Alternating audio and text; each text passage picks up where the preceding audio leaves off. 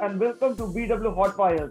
Today we have with us a very esteemed guest, Mr. Chetan Maini, founder and chairman, Sun Mobility. Mr. Maini, thank you so much for sparing your precious time with us. Thanks so much, Abhishek, for having me here today. So you are one of the pioneers of e-mobility in the country. You built Reva when people didn't even know that electric vehicles existed.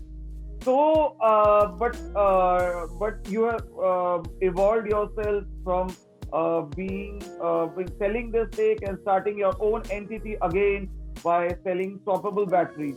So, was selling of Reva to Mahindra a very emotional decision?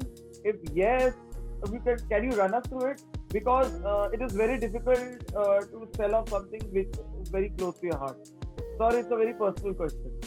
Yeah, well, I think so. I think that the decision was in 2010, and I found globally a lot of investments were happening in EVs. I found we had some great technology, and at that point there was a very much aligned vision with what Mahindra wanted to achieve, and we felt that together we could achieve something that would be larger than the sum of parts.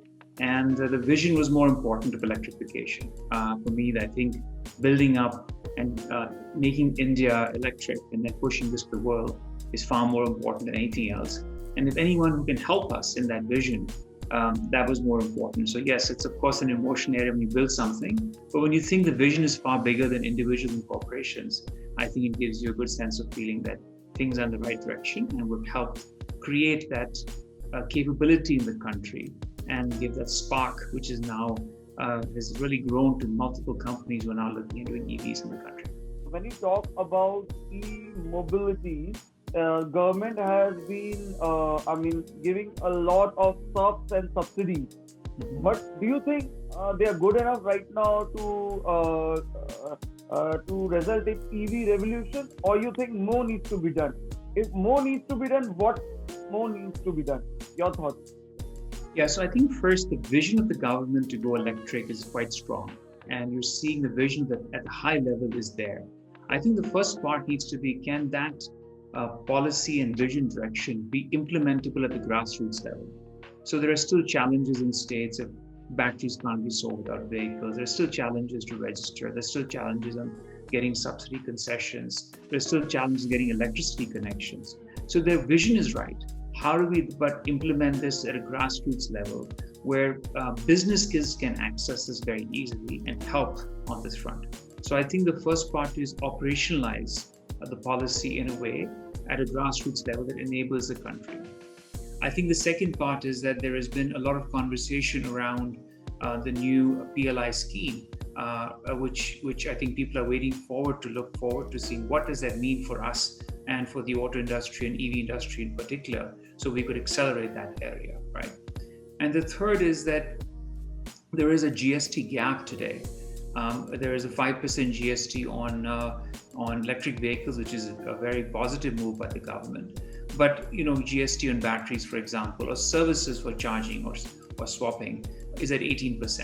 And that really affects the end consumer who's going in to actually charge or swap their batteries, where they have to pay, in fact, GST levels that are significantly higher than they would for normal applications. And so I think if some of these abnormalities are fixed, we can align the country's vision much better to a policy that can impact consumer. And I think this could help accelerate the demand of electric mobility in the country.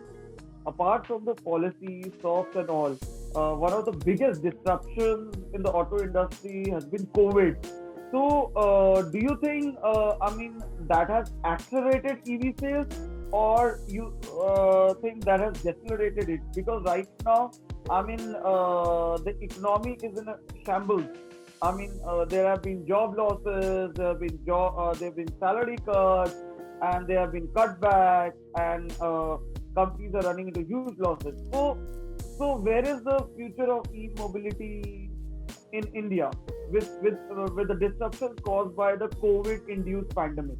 Yeah, I think one positive thing has been that since the lockdown has started, India's CO2 levels fell by 30% and 17% globally, right?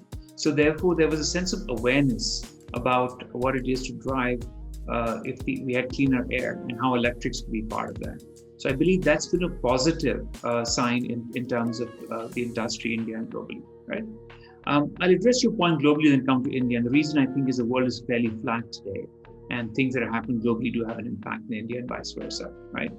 Globally, in the last year or so, actually EV sales have increased, comparative to internal combustion engine vehicles. So therefore, while the industry has dropped, right, you see an increase on this area. That's the first part of it, right? Second, if you look at the investments globally that have happened in EVs in the last 12 months, it's been phenomenal. If you look at the valuation of companies in the US or Europe or China, also has gone up, 5x on these areas.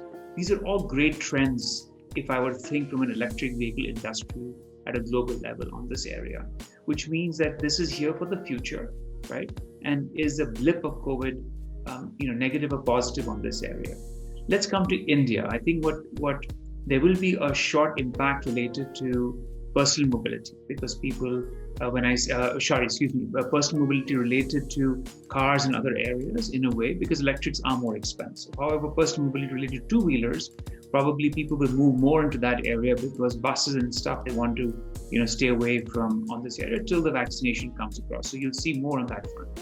But the important part is, in this period of time, deliveries have increased significantly in the country.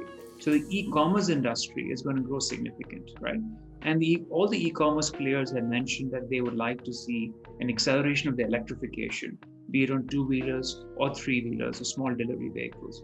So where I see a large portion in the next 12 months is an acceleration of the delivery in the commercial vehicle segment, an acceleration on the two-wheeler personal mobility on this area. And then I think as normalcy achieves, you start to see the entire electric vehicle industry growing because investments are coming in, but it takes 24 months for those investments to translate to products and solutions into the marketplace. As you know, Tesla is the toast of the season. And now that they have made an announcement that they're going to get into India, so all eyes are on Tesla. So they have also registered themselves, I think, in Bangalore, the place where you are staying. So how excited are you of this development? Tesla getting into India, selling their products here. How will it lead to Philip in the EV industry? Your thoughts? Yeah. Well, I'm an electric fan. I always drive electrics, be it two-wheelers or cars. So I would love to add that to my collection of electric cars in a personal level. We have to also recognize India. 85% of our vehicles here are two and three-wheelers, right? And out of the 15% that are cars, the premium segment, maybe 2% of that, 10% of the entire 15%, it means 2% probably of all the vehicles sold in India, right?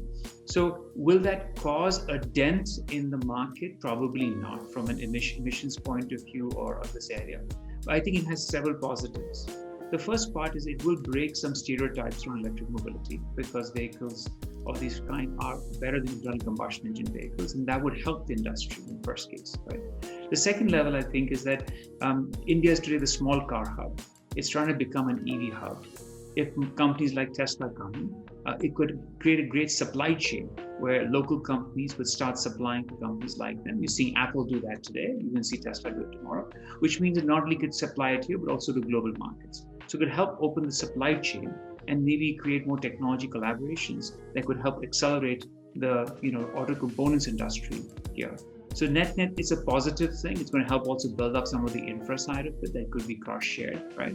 So I do believe we need more players to help build this up. And if we really want to go, with 30% electrification by 2030, the more the merrier. And welcome Tesla to joining India, at least now, if not, never too late. Coming back to Sun Mobility.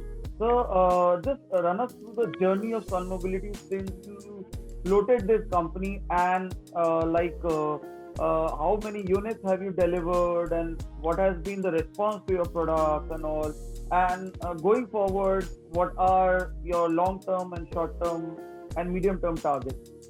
Sure. So we founded Sun Mobility in 2017 with an idea that the challenges we saw that electrification was being accelerated because there were three issues related to high cost of electric vehicles, range anxiety, and long refueling time. We felt by separating the batteries from vehicles, we could actually address these issues by getting the cost of electric vehicles to be similar to internal combustion engine vehicles. And by swapping batteries in a couple of minutes, we could address both range anxiety and long refueling time. Right?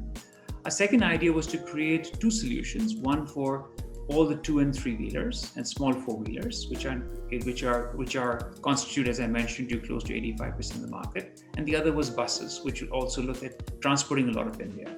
And in the 2 and 3 wheelers area, we created one solution that fits all. It's like an open architecture solution, which looks at 1, 2, or 3 batteries across a variety of form factors of vehicles that can be done on this front, right? On the case of buses, we're able to use a solution that probably can swap the battery in 3 minutes and allows us to really not only have the lower cost structures, but also have a vehicle that's 3 tons lighter, right?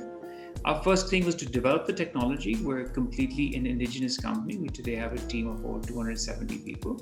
We develop all our technologies in-house. So we develop the core technology, we manufacture batteries in-house on this area.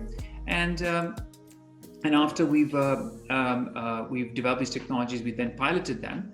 We've covered over 2 million kilometers successfully across different countries, across different states. And then our idea was to really put this across to create partnerships in the ecosystems on this area.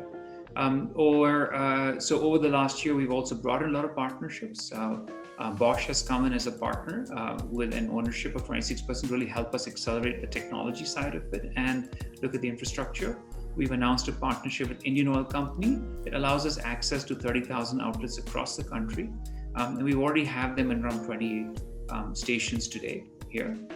We're currently present in 12 cities with around 50 outlets on this area and well positioned right now to capture the growth.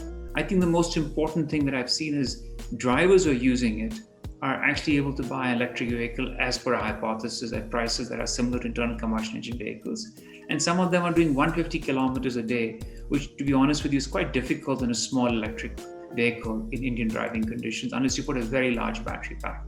And so we've really been able to meet the ethos where we can give drivers more earnings, and he doesn't have a higher upfront price on this area. And we believe this would be very important to accelerate this, right?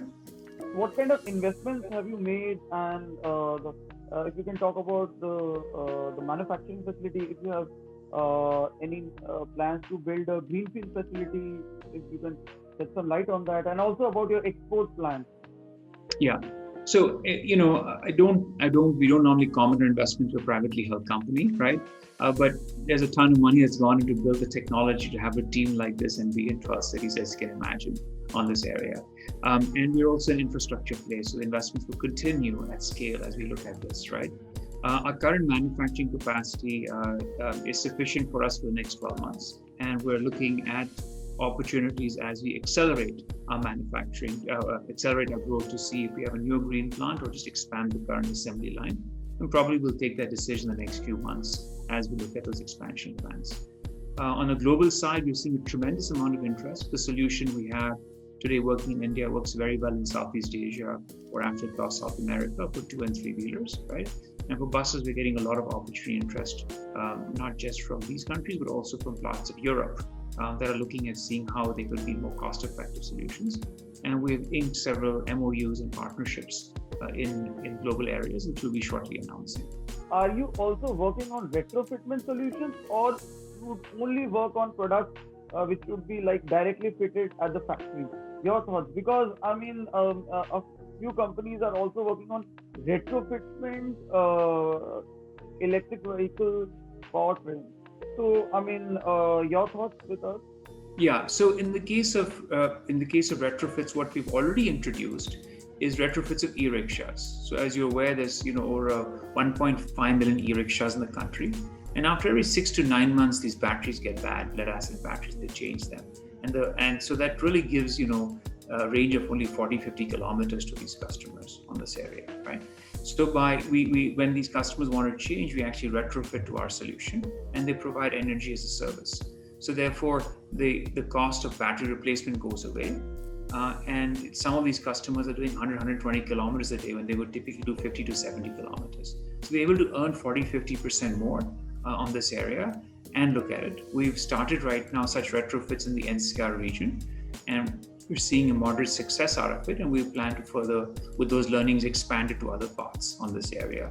But that's the most common form factor, easy form factor, because already electrics, your focus is only switching the batteries. We do believe that's a large market potential in addition to the OEM and direct sales that we do with our partners. Okay. Okay. And so this is a question which I ask you very often. So I'll again ask you. Maybe I'll get a yes to it. Earlier you have always said no to it, but this time I'm hoping for a yes answer. So your solutions are primarily for two, three-wheelers. So when do we see Sun Mobility developing products for four-wheelers, especially in the passenger vehicle space? You have already started supplying to buses. You have tied up with Ashok Leyland, if I'm not wrong. Yes, that's correct. Yes. Yeah. And you have also tied up with Piaggio for its three-wheelers. Yes. So why not tie up with companies like Maruti, Hyundai, and deliver your product to them? That will rewrite the rules of the game when it comes to PV. Yeah.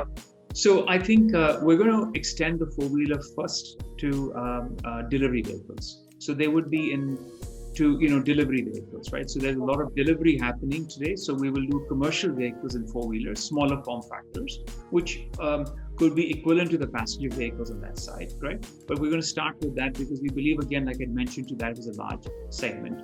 Abhishek, there is no technology challenge for us to do it for a bus and swap a 650 kilogram battery in 3 minutes and run operations. So therefore it's not a tech issue. I think the challenge on the personal mobility market is that people don't drive enough kilometers, right? And so therefore the average people drive is around 40 kilometers a day, right? So it will not make business sense on this area. But where it does make business sense is for the taxi market on this area. And I think in general, that's a little lower today but I think it'll pick up. So we do believe that in the future, we will look forward to working with OEMs to introduce it in the commercial vehicle segment first of cars. So it would be cars too, right, in the future.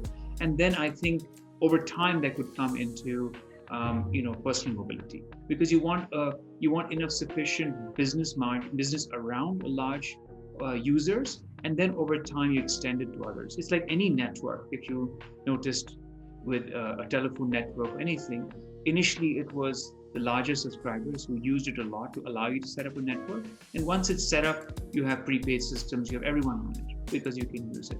So like that, we are starting with areas that make the most business sense for the end customers, right? And over time would expand that to other form factors. So we would move from B2B to B2C, but not immediately. It is part of our roadmap. So there have been a couple of developments over the last few quarters. One is the Atmanirbhar Bharat program, which is basically about self-reliance. And another development is on boycott China movement, which is more people-driven than policy-driven. So how do you perceive these two key developments, and what kind of impact is it going to have on your company and on your industry? Do you think, your reliance on China will come down? Because I'm sure you're sourcing lithium-ion cells from China, because that's the global hub.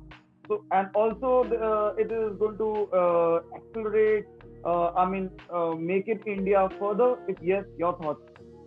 So first, I think India should become self-reliant. And so that's very critical for us as a country. It also creates a potential hub like we've created today for two-wheelers, where we'll really create a strong hub, and for small cars. If we put the right policies in place and investments, India can be also the EV exporting hub in 5 years from today. So therefore, that needs to be nurtured, not just a slogan, but action against it, right? And so I think, like we talked about the PLI scheme and other schemes have to be introduced to accelerate Indian companies to probably go and invest into the electrification of this area, right? Now, also at the same time, there needs to be a time given where things can move, because you want the industry to first grow, and then you want the supply chain also to go with it, right? And it's going to take a couple of years for us to slowly build up the supply chain in India for all areas, right? And everyone in the world relies to some other part of the country for some aspects, right? So I think we have to be cognizant and practical that while we're doing this, we're not hurting the industry long term in India, right? But there has to be short term measures to continue the business while we have the long term objective of fully going electric, right?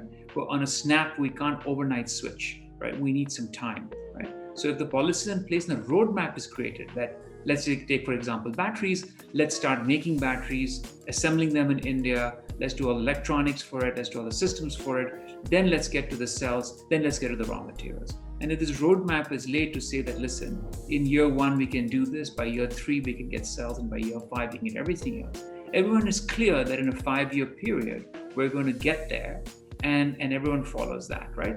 And that's when the industry will be really big. So there should be clear plans that allow us to accelerate this on this area, which is beneficial for the country and all the companies here. Okay, just a quick clarification. Did you intend to say that there should be no discouragement of sourcing parts and components from China? Did you mean to say that? No, I think let's take it for example. Let's take a vehicle today, right? If the capabilities exist in the country, those areas should of course not be done. So today we make two-wheelers and cars and all these vehicles. Still, people import plastic parts and chassis and wheels and other stuff. I don't think that needs to be imported. We make them in India, clusters, everything. We have the capabilities. Those should just be made here, right? We're slowly building up capabilities in motors and controllers and chargers. In those areas, maybe over the next 12 to 24 months, we can slowly transition that they're all made in India on this area, right? So we give a time frame for that front, on this front. But in some areas, it's already started, right? The third area is batteries, right? Where I think assembly can start immediately. So importing of battery packs, for example, is not required. The country can manufacture them, right? But we don't have the capability at cell level. So we'll probably still have to import cells for some period of time, right? But the government has just announced its large gigawatt hour plan for batteries, which means these investments that would come into India now will fructify in 24 to 36 months from today to products, right? So therefore, in 24 to 36 months, you can start to get cells in place, which means by year 5, you can have a strong supply chain in India on this area, right? So you need to be practical about it, right? That in certain parts where we don't have capabilities as a country, and that takes some time to do it, those parts should be allowed to be imported, right? And other areas where we have the capability and those probably they can be more restrictive in those areas. And sir, a while back you mentioned about charging infrastructure and all. So what are you doing when it comes to charging vehicles? I mean, what kind of investments are you making? And will you resort to solar chargers instead of thermal chargers to curb, this pollution? Your thoughts, sir? Yeah, I think two very good points. The first is, our swapping infrastructure also charges battery at the same time. So one of our little stations, that's like a kiosk, like an ATM kiosk, can probably swap 200 batteries in a day, right? Which is equivalent to serving 200 vehicles, two-wheelers in a day, right? So you've taken this real estate space of 200 chargers and replaced it with one on this front. So we believe that the infrastructure required needs to be something at scale, right? So when someone says we put up, 10 chargers that can today service maybe 10, 20 or 30 vehicles. If we put up 10 swapping stations on this area, that could service 1,000 two-wheelers, right? So the difference is a magnitude on this area. So infrastructure has to be done at scale, and that's what we're focusing on. The second part is the availability of infrastructure should be similar to what people are used to for gasoline vehicles. And therefore, the partnership with companies like IOCL gives access to 30,000 outlets on this area, right? And the third, where are we in our journey? We've put up 50 stations today in 12 cities on this front. And hopefully by the end of next year, we should be having around 300 to 500 stations in place. End of this year, actually, we already started the year. Okay. So, safe to assume that it would be in tier 1 cities only? No, I think it will be in combinations, because if you think of, we're looking at e-rickshaws, deliveries, e-autos, and they're all, very often also in tier 2 cities are much bigger. So yes, there'll be a combination driven by positive policy in those areas, along with the demand of the type of vehicle we're servicing in that area. Because of COVID, as people are gravitating to personal mobility, and not towards shared mobility, did it have any sort of impact on your business model? If yes, if you could talk a little bit about that, how have you then reinvented yourself post COVID Yeah, because of the disruptions caused? you're very right. It did cause us disruptions because we were supplying to with e-rickshaws and e-autos, and as you can imagine, a lot of the e-rickshaws, especially in the NCR region, work off the metro system. And with the metro system not was down for several months, and then when it came up, not all of the stations were up, and even when it was, the demand was very low. So you therefore automatically had because this is a first mile, last mile solution, and two, the metros and other public transportation, right? And if that has reduced, we saw that in this area. What we, however, seeing is some of these are being looked at shared but personal. So, for example, you could still take an auto as one person, right, and go on this area. So we see some increases in that. It's still shared transportation, but it's on a one-person level. But what our focus result of this has been a lot more on the delivery sector. So last month we put out another 100 vehicles in for a customer in the NCR region, doing deliveries to the e-commerce industry, and we're pushing a lot more on the delivery segment while we wait for the transportation, the personal transportation segment to ramp up, which I think in the next 3 to 4 months will start to have some shoots of that area. Are you open to license your technology to other players to give a boom to e-mobility, or you will, you'll confine it to yourself? And also, you said about getting to overseas markets. Can you talk about some of the global tie-ups that you're planning to ink, or you're in talks with, or something? If you're willing to share about it. Sure. I think on the first part, we are like we are an open architecture interoperable system, like an Android for the industry.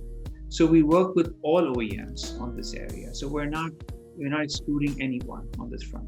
We work with all product platforms, any type of two-wheeler, any type of three-wheeler, within that region of our product capability, we look at it. So from that point of view, it's not really a licensing because we're actually there with everyone. We're an enabler. On one side, we work with OEMs. On the other side, we work directly with end customers like the e-commerce industry, companies like Smarty, Fleet, our partnership with Uber to enable demand. On the third side, we're working on infrastructure players like the IOCL to get the network. So we see ourselves, and we're working with cities to enable this. So we are actually an enabler for the industry, right? We're trying to bring about everything and address the challenges of EVs with accelerated adoption. So there isn't a licensing from an India point of view on this area, but if there is a bespoke requirement for a particular OEM to have a particular solution, we're always open to that. We're a technology company at heart. And so we have a technology business and an infrastructure business. So if there's a licensing thing, we would definitely be open to that if people are looking at it. And on your point on the global markets, it's a little too early, Abhishek. I think there's a lot of interest everywhere. We've inked several MOUs, but I think those need to translate to pilots and everything and full commercial agreements before we can speak. But there's a large potential, I think, in the countries I talked to you about to go electric. And I think the key thing they're looking for is that they aren't being able to go electric, the price is very high. But with our solution, we're able to get the cost structures to be similar and energy costs to be low, and that is very appealing to the entire market segments. You spoke about technology and all that, but how can India become a lithium-ion battery manufacturing hub? Something on the lines of what it is for smartphones. Like India is one of the biggest manufacturing hubs for smartphones, right? And some of the leading global players are building their assembly or manufacturing facilities here. Like Samsung has built its biggest smartphone facility in the world in Noida, right? So can we replicate that success when it comes to electric vehicle powertrains, whether it's lithium-ion or any next generation technology that will power EVs? Your thoughts? Yeah, so the first part is, if you look at it, it's taken 15 years for the people to build after we've been selling phones, so that many years, right? And it's done because at this point, the number of phones sold in India are probably second highest in the world. right? And so there's a demand that's big enough in the country that requires an industry to be local, right? The EV industry is at its nascent stage, and there's therefore the chicken egg. If a company invests hundreds of $millions in a new battery plant, who will buy it? Not the batteries, right? So therefore, while the country has talked about a battery policy and is getting large players in, I think in 24 months we're going to start to see the first shoots. But both have to happen. On one side, you're telling manufacturers invest large sums for batteries. On the other side, we need to work to create sufficient demand for electric vehicles and other systems so that they can support each other on this area. Versus the industry is fully established, then you come in. We actually want to do it so that we don't make those mistakes and at the early stages itself create the market, right? So I think that the storage plan of India has a lot of meat in it, and I think hopefully that should help this industry on the lithium-ion side of it. What are your key learnings from the pandemic which you're incorporating in your business model? And also, what is your long-term vision for the company as well as your mission for the industry? So pandemic helped us rethink how we work together on this area and has figured out a way of collaboration. We did a tremendous amount of technology upgradation during the pandemic, and actually we've become more efficient about this area. So we've re-looked at a way of working. I think that would be the first area, right? Two, it's helped us understand that by creating an open architecture solution, how quickly we could pivot. So while our focus was on more of passenger vehicles, we quickly switched to goods deliveries. This originally in our roadmap was probably 12 to 18 months away. And within 3 to 4 months, we actually upgraded products, introduced them in the market, and have already put 100 plus vehicles within a matter of months on this area. So I think that helped us where we call the flexibility of the company and the customer was very important as to reinvent ourselves to look at what this has happened on this area, right? And I think that the third part is we leveraged partnerships during this time. Announcement with Bosch or announcement with IOCL all came through this. So we were able to cement partnerships across the ecosystem during this time because everyone was actually slowed down and it allowed us to be more strategic. So we used the opportunity to create a lot of strategic tie-ups across OEMs and the ecosystems that would help us to now be in a position as we're coming out of this to really grow the business. Lastly, sir, your vision for the company and your mission for the industry. Yes. So, we really wanted EVs to be accessible to everyone and Sun Mobility be an open architecture, interoperable energy provider to enable the EV industry globally, right? And to me, that's a shared vision that I think I have with the entire industry on this front. We just want to be one of those, cogs in the wheel to enable that to happen and connect the dots. And hopefully that can really help India's vision and the global vision of going electric. Thank you so much, Mr. Maini, for talking to BW Business World. And it was an honor interacting with you. We wish you all the best in your vision as well as your mission for the industry. Thanks so much, Abhishek.